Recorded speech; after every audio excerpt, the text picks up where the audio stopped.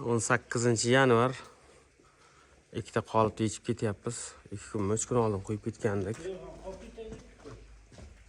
Balandligi 3.70 bo'ldi. Bu tomonda darvozaxona bo'lyapti. Ikkinchi qavatga chiqadigan joy bo'ladi. Kelajakda bu uylar buzilib, oldi nima bo'lar ekan? Katta besetka bo'ladi, mana shu yerda yopiladi. Uy to'rda bo'ladi. Balandligi 3.70 bo'ldi. Mana bu tomondan ko'rinishi. Kimga shunaqa xizmat kerak bo'lsa, ekrandan nomerga telefon qilasangiz qilib beraveramiz. Agar sifatli qoliplar kerak bo'lsa, qoliplarimiz ham mavjud sotuvda. Biz Xitoy davlatidan to'g'ridan-to'g'ri zavodda o'zdan olib kelamiz qoliplarni. Bu sohada 2019-yil ish boshlaganmiz.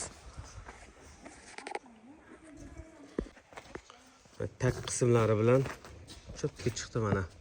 Ikkalasini ham bitta liniyaga qo'yganmiz, ya'ni mana bu yerdan g'ishtdan qochgan masofalari bir xil hammasini. Bir xil masofada cho'tga turibdi. Bu tomondan ko'rinishi. Endi quyoshga sal xarob qolar ekan. Xizmat bo'lsa bizlar aloqada.